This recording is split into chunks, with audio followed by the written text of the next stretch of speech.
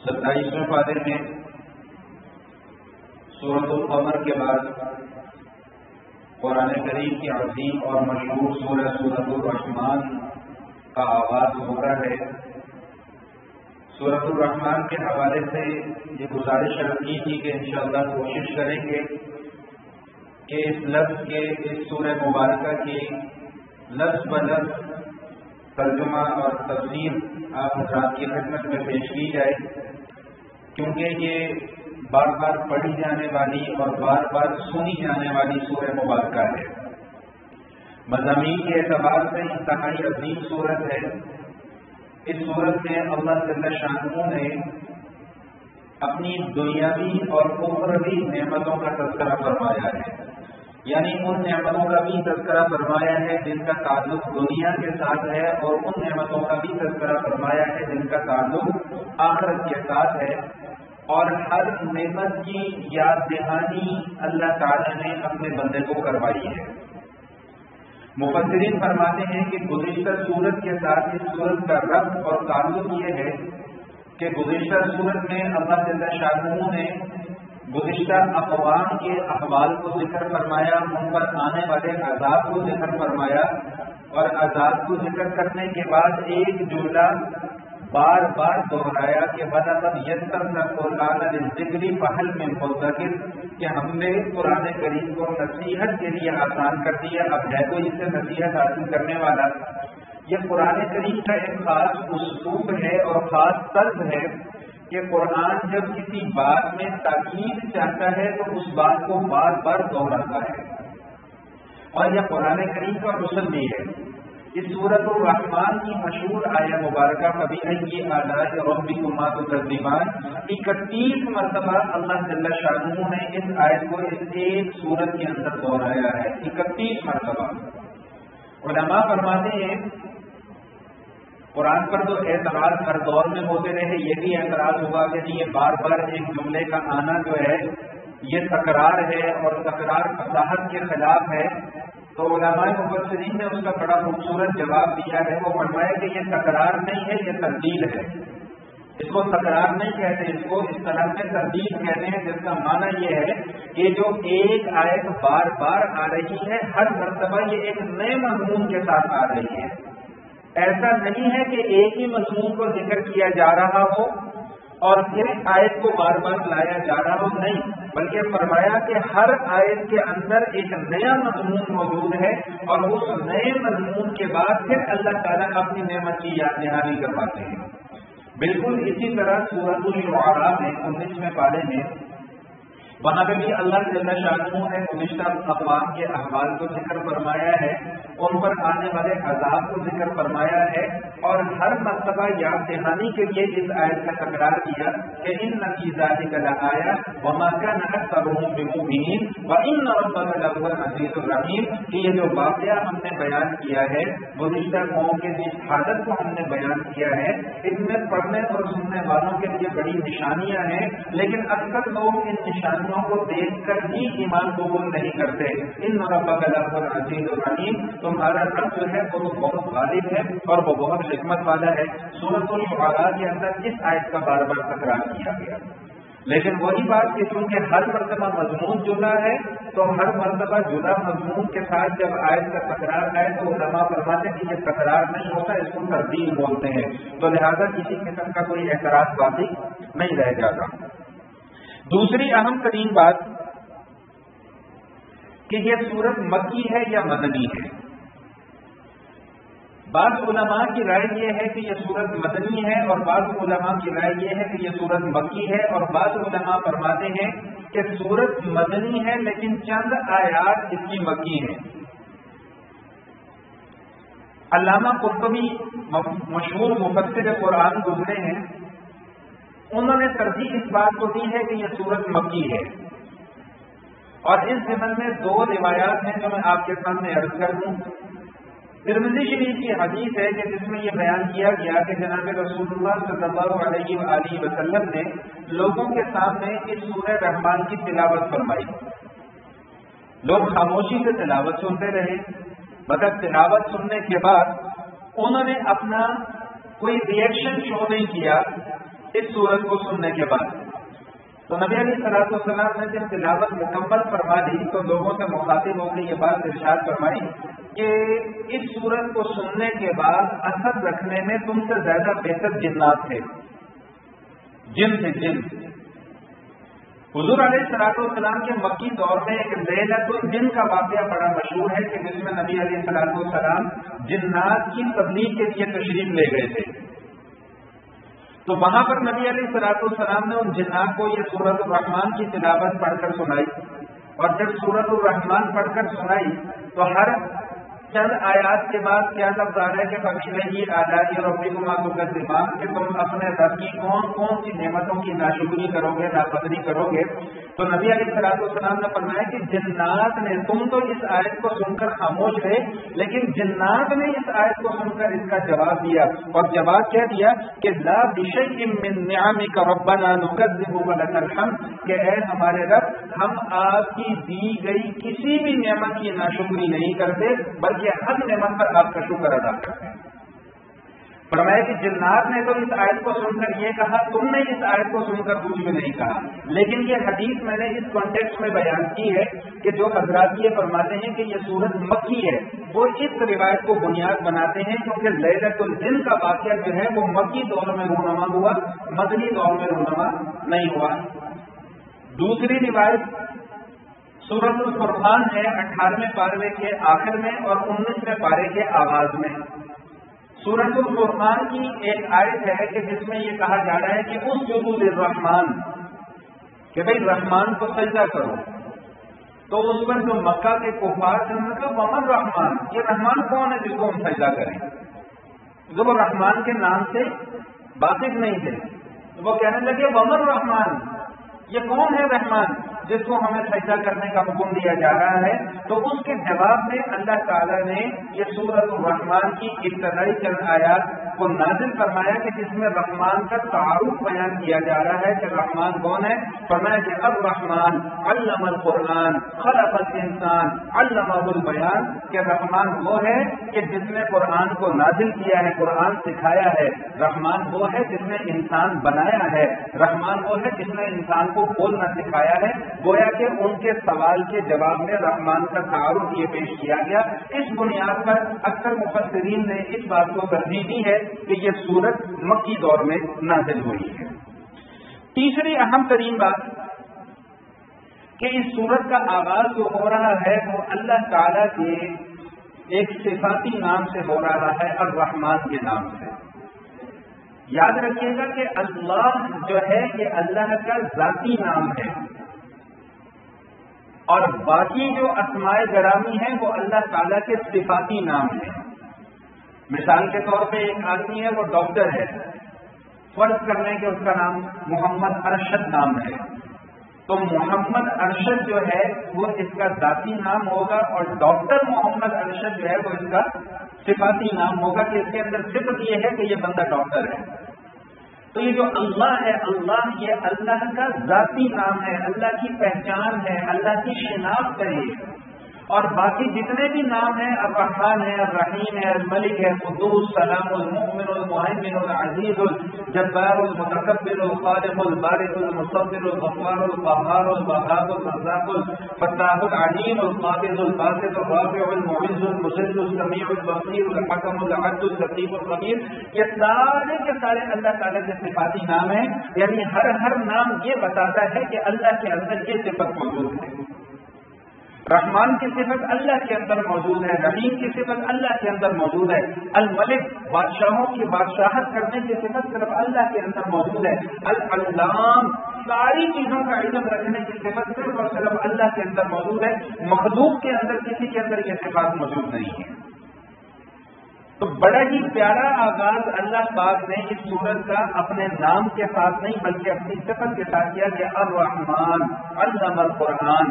سوال یہ بھی پیدا ہو سکتا ہے کہ یہاں پر اللہ تعالیٰ نے اپنے نام کے ساتھ کیوں نہیں شروع کیا؟ اللہ یہ بھی تو کہہ سکتے تھے نا کہ اللہ علم القرآن، کہ اللہ وہ ہے کہ جس نے قرآن سکھلایا ہے.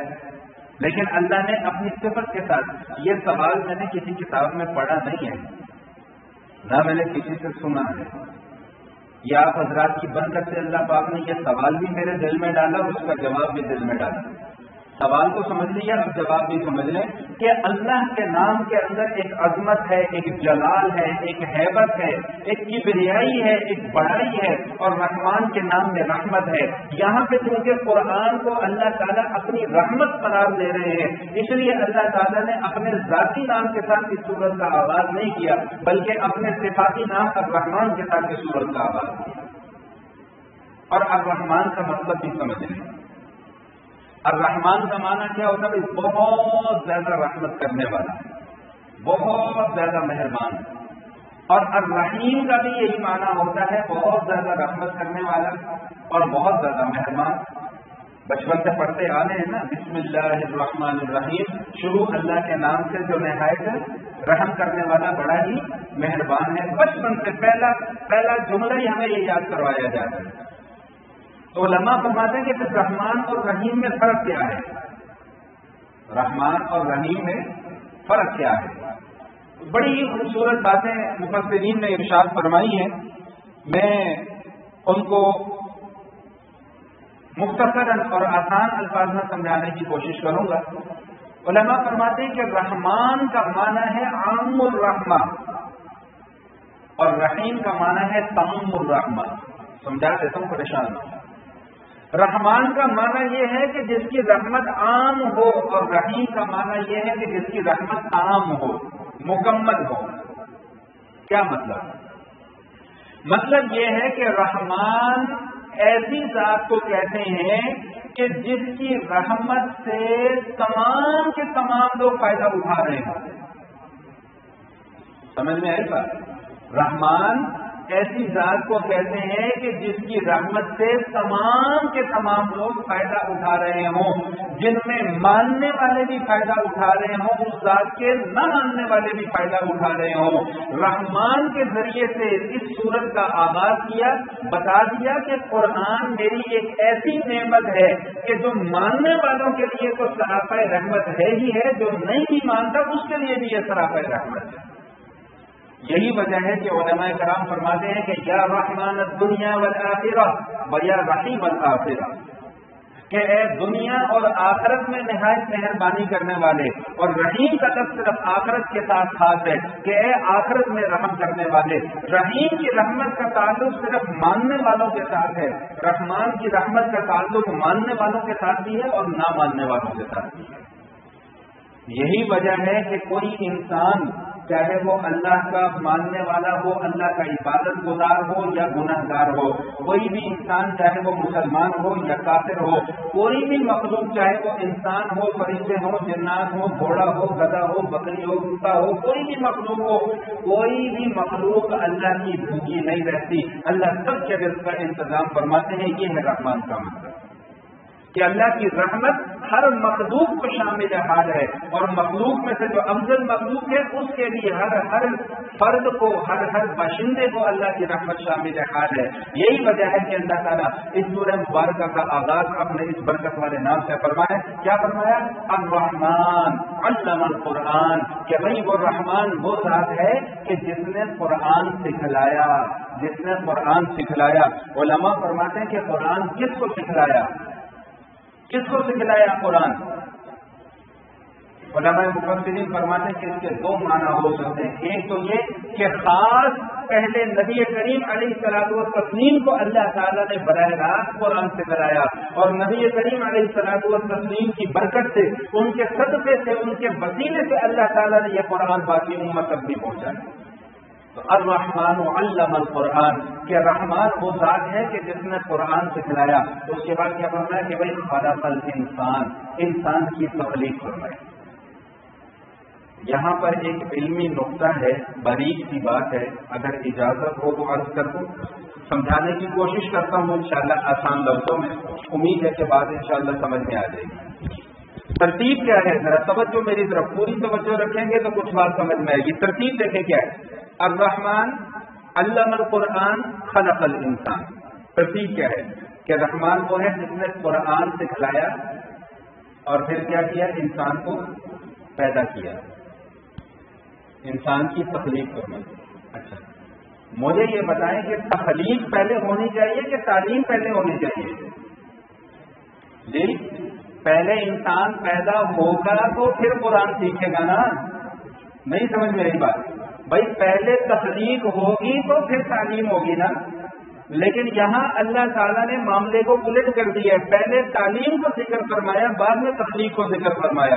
اللہ تعالیٰ کروڑ رحمت نازل فرمائے ہمارے علماء پر، ہمارے اکابرین پر، ہمارے مفسرین پر، محدثین پر، ائمہ کرام پر، صحابہ کرام پر، جن کی برکتوں سے آج ہم کچھ بولنے کے قابل ہیں، کچھ قرآن سیکھنے اور سمجھنے کے قابل ہوئے ہیں. آمین تو کہہ دو بھائی. یہ بار بار آپ لوگوں کو زور کیوں دینا پڑتا ہے آمین کہلوانے پر؟ ہمارے لیے دعائیں نہیں نکلتی، بڑی کنجوسی کرتے ہیں آپ لوگ. ہم سے جتنی مرضی دعائیں کروا لیں گے، جہاں یہ بات آئے گی کہ اللہ علماء کے اوپر رحمتیں فرمائے، سب کی زبان کو تالے لگ جاتے ہیں.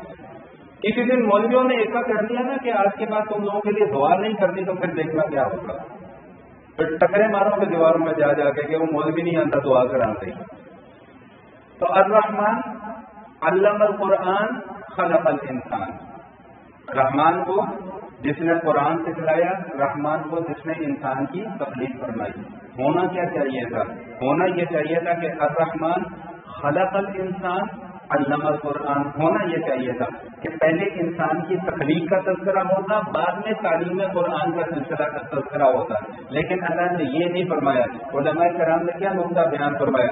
علماء کرام نے نقطہ بیان فرمایا کہ اللہ نے قرآن کی تعلیم کو انسان کی تخلیق سے پہلے ذکر ہی اس لیے کیا تاکہ انسان کو پہلی دفعہ میں ہی یہ بات سمجھ میں آ جائے کہ تخلیق انسانی کا اصل مقصد ہی تعلیم قرآن ہے.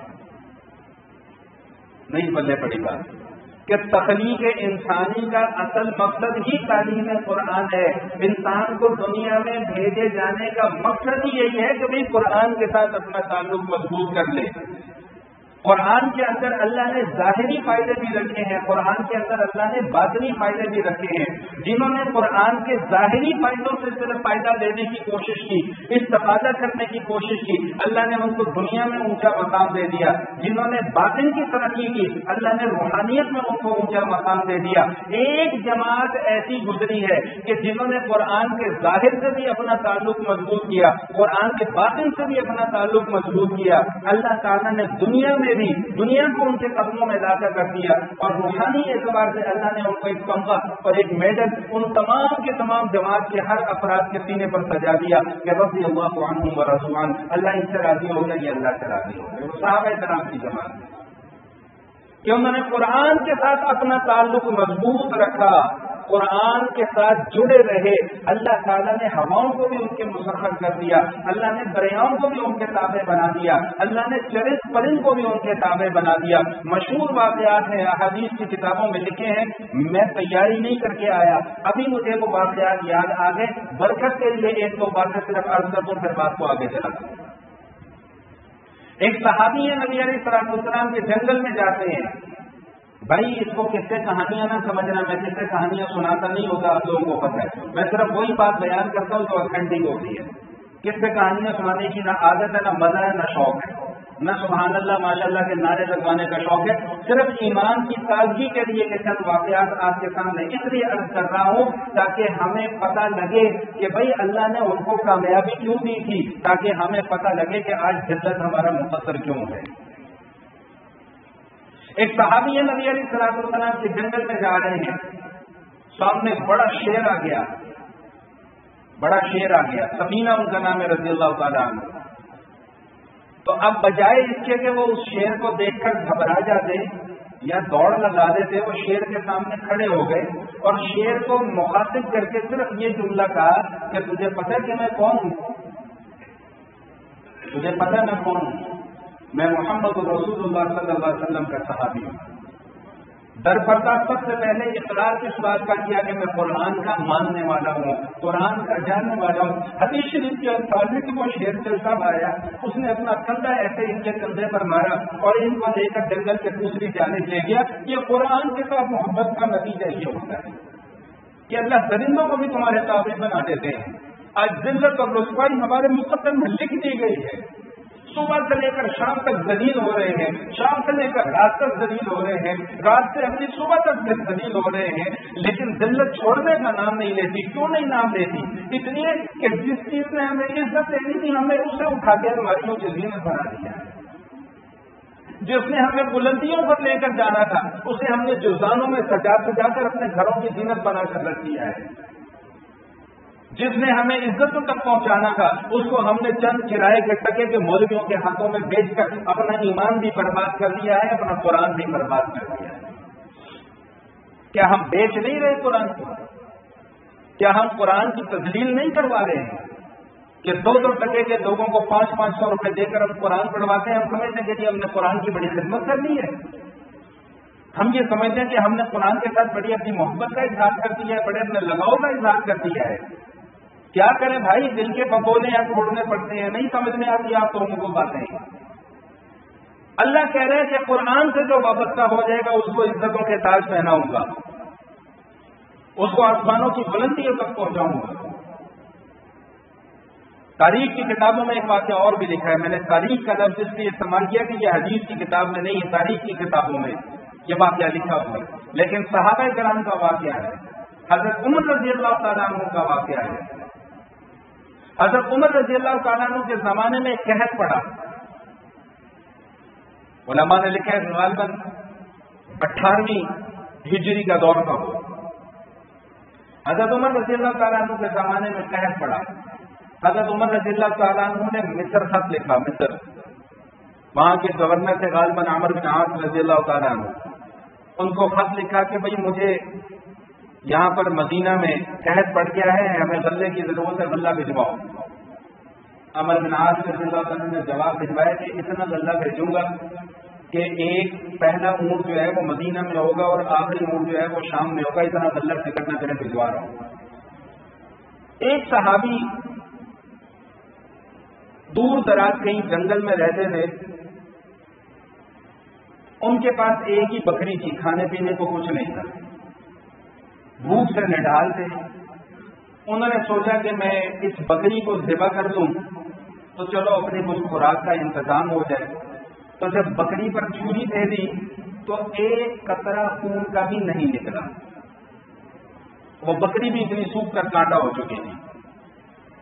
پریشانی کے عالم میں سو گئے تو نبی پاک صلی اللہ علیہ وآلہ وسلم کی خواب میں زیارت ہوئی اور حضور علیہ السلام نے ان صحابی کو یہ فرمایا کہ عمر کو جا کر میرا پیغام پہنچاؤ کہ ہم تو تمہیں بہت سمجھدار سمجھتے تھے، یہ تم نے کیا کیا ہے؟ ان صحابی کی آنکھ کھلی تو بھاگے دوڑے مدینہ کی طرف، 1 دن 2 دن کا سفر کر کے مدینہ پہنچے اور حضرت عمر کو دوپہر کے وقت میں جا کے ان کے گھر کا دروازہ کھٹکھٹایا۔ دروازہ کھٹکھٹایا، پوچھا بھائی کون؟ امیر المومنین ہے، 22 لاکھ مربع میل کا حکمران ہے، ساتھ کوئی پروٹوکول نہیں ہے، ہمارے ہاں تو کسی معمولی سے افسر سے ملنا ہونا تو 50 لوگوں سے پہلے اجازت لینی پڑتی ہے، سفارش کروانی پڑتی ہے، پھر لوگ مجھے کہتے ہیں مولوی صاحب تجھے رگڑا بڑا لاتے ہو۔ یار یہ رگڑا نہیں ہے، حقیقت ہے بھائی، یہ حقیقت ہے کہ 50 لوگوں سے سفارش کروانی پڑتی ہے پھر جا کے صاحب سے ملاقات ہوتی ہے، مگر میں آپ ایڑیاں رگڑتے رہو گے۔ حضرت عمر نے پوچھا کون ہو، کیسے آنا ہوا؟ نے کہا جی قاصد ہوں، پیغام لے کر آیا ہوں۔ حضرت عمر سمجھ گئے کہ معمولی آدمی نہیں ہے، پیغام کوئی بڑا ہی ہے۔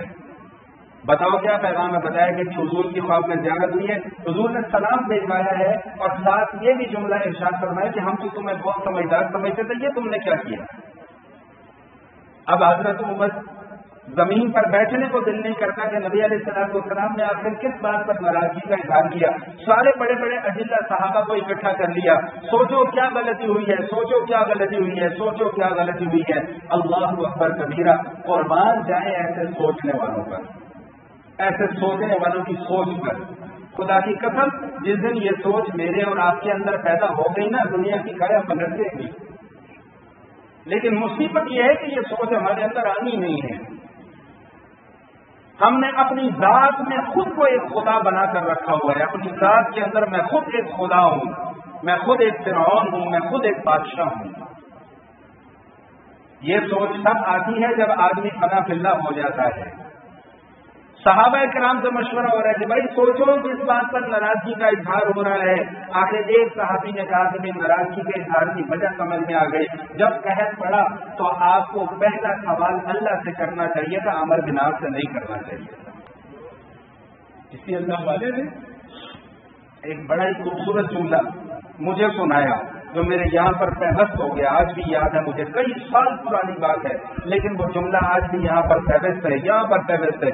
جب بھی بات سوچتا ہوں کرتا ہوں کوئی مسئلہ آتا ہے تو یہ جملہ فوراً یاد آ جاتا ہے. فرمانے لگے جب بھی تمہارے اوپر کوئی مشکل آئے, کوئی حالات آئے, کوئی پریشانی آئے, تمہارا رجحان سب سے پہلے جس طرف جائے گا وہی تمہارا خدا ہے. تم پر پریشانی آئی, تمہارا رجحان, تمہارا دھیان اللہ کی طرف گیا کہ یا اللہ مجھے اس پریشانی سے نکالنا ہے. فرمایا کہ سمجھ لو کہ تمہارا ایمان مضبوط ہے. تم پر بیماری آئی, تم نے یہ سوچا کہ ڈاکٹر مجھے ٹھیک کر دے گا. فرمایا کہ بس پھر ڈاکٹر کے چکر ہی لگاتے جانا. اب ڈاکٹر تمہارا خدا ہے, اللہ تمہارا خدا نہیں ہے. فوراً اللہ کی بارگاہ میں توبہ کیا, اللہ بڑی غلطی ہو گئی, آئندہ ایسا نہیں ہوگا. راوی جو اس روایت کو بیان کرتے ہیں وہ فرماتے ہیں کہ ہم نے بادلوں میں اپنے کانوں سے یہ آواز سنی تھی کہ چلو بھائی چلو مدینہ چلو, چلو بھائی چلو مدینہ چلو. عمر نے بلایا ہے, وہاں پر جا کر پانی بچاؤ. الرحمن علم القرآن, جب قرآن کے ساتھ تعلق مضبوط ہو جاتا ہے پھر اللہ بادلوں کو بھی غلام کر دیتے ہیں, پھر اللہ درندوں کو بھی غلام کر دیتے ہیں. ہم نے قرآن کے ساتھ کیا تعلق مضبوط کرنا تھا, ہم نے تو قرآن کی سیل لگا دی ہے, 500 روپے میں لوٹو قرآن کو سیل. قرآن بک رہا ہے, قرآن بک رہا ہے 500 روپے میں. ہمارے اوپر کہاں سے اللہ کی رحمت برستی ہے؟ ہمارے اوپر تو اللہ کے عذاب کا گوڑا برسنا چاہیے تھا جو برس رہا ہے مختلف صورتوں میں, مختلف شکلوں میں. وجہ کیا ہے کہ ہم نے قرآن کو بیچ دیا ہے. ہم نے قرآن کے ساتھ اپنا تعلق کو بنایا نہیں جو بننا چاہتا تھا. اللہ تو یہ کہہ رہے ہیں کہ تمہاری تقدیر پلٹ دوں گا, تمہاری کایا پلٹ دوں گا اگر قرآن کے ساتھ اپنا تعلق مضبوط کرو گے. ہم نے قرآن کے ساتھ کیا کیا ہے؟ یہ ظلم ہم نے کر دیا قرآن کے ساتھ. نتیجہ کیا نکلا کہ اللہ کا کوڑا دن رات ہم پر برس رہا ہے, اور یہ اس وقت تک برستا رہے گا جب تک کہ ہم اپنی اس روش کو بدلیں گے نہیں, اپنی اس روش کو تبدیل نہیں کریں گے. الرحمن علم القرآن خلق الانسان, اللہ فرمانے کہ تخلیق انسانی کا مقصد ہی قرآن کے ساتھ تعلق ہے. قرآن کے ساتھ تعلق مضبوط ہوگا, اللہ تمہاری کایا پلٹ دیں گے. قرآن کے ساتھ تعلق کمزور ہوگا, اللہ تمہارے حال کے اوپر ایسی سختی مسلط فرمائیں گے, ایسی سختی مسلط فرمائیں گے کہ تمہاری آنے والی نسلیں یاد رکھیں گی کہ ہم نے کیا کیا ہے. ہم نے قرآن کے لیے خوبصورت کپڑا تو خرید لیا, مہنگے والا ذیل بھی خرید لیا, مہنگی سی الماری بھی بنا دی, لیکن قرآن اس لیے تو نازل نہیں ہوا تھا کہ نیا مکان بنانا ہے, نئی دکان بنانی ہے, 500 روپے کے مولوی بلواؤ, ان سے قرآن پڑھواؤ اور خود مطمئن ہو کے بیٹھ جاؤ کہ ہاں ہم نے بڑا نیکی کا کام کر لیا. قرآن اس لیے تو نازل نہیں ہوا. شادی کے اندر ساری بےہودہ رسمیں, شادی کے اندر سارے گند, ناچ گانا, غلاظت, بچی کی رخصتی ہونے لگے, قرآن کے سائے میں رو. بھائی ایسے قرآن کا سایہ بھی رحمت نہیں ڈالے گا کہ 2400 کام تمہارے سارے خلاف شریعت چل رہے ہیں, آخر میں آ کر تمہیں قرآن یاد آ جاتا ہے. قرآن صرف سایہ کرنے کے لیے نازل ہوا تھا. قرآن تو اس لیے نازل ہوا تھا کہ اپنی اولاد کو قرآن سکھاؤ, اپنی اولاد کو قرآن پڑھاؤ, اپنی اولاد کا تعلق قرآن کے ساتھ مضبوط کرو. تم نے قرآن کے ساتھ کیا کیا ہے؟ وقال الرسول یا رب ان قوم اتخذوا هذا القرآن مهجورا. ایک منظر کی طرف آپ کو لے جانا چاہ رہا ہوں, ایک منظر آپ کو دکھانا چاہ رہا ہوں کہ قیامت کا منظر ہے. اللہ کی کرسی سامنے لگی ہوئی ہے, ہم اللہ کی بارگاہ میں کھڑے ہوئے ہیں, نبی علیہ الصلوۃ والسلام ہمارے خلاف دعویٰ کر رہے ہیں اور یہ دعویٰ خود قرآن کے اندر موجود ہے. وقال الرسول یا رب ان قوم اتخذوا هذا القرآن مهجورا. رسول اللہ سے یہ گلہ کر رہے ہیں میرے اور آپ کے متعلق کہ اے اللہ میری اس قوم نے قرآن کو چھوڑ دیا تھا, میری اس قوم نے قرآن کو چھوڑ دیا تھا. میری بات پر یقین نہیں آتا تو 19ویں پارے کا پہلا صفحہ جا کر پڑھ لیں. وقال الرسول یا رب ان قوم اتخذوا هذا القرآن مهجورا. رسول اللہ کی بارگاہ میں یہ عرض کریں گے, اللہ سے گلہ کریں گے, اللہ سے شکوہ کریں گے کہ اللہ میں تو ان کو قرآن دے کر آیا تھا, انہوں نے قرآن چھوڑ دیا, انہوں نے قرآن چھوڑ دیا. ذرا چشمے تصور سے جائزہ لیجیے گا کہ اللہ کی بارگاہ میں رسول میرے اور آپ کے خلاف یہ شکوہ کرے تو میرا اور آپ کا کیا انجام ہوگا.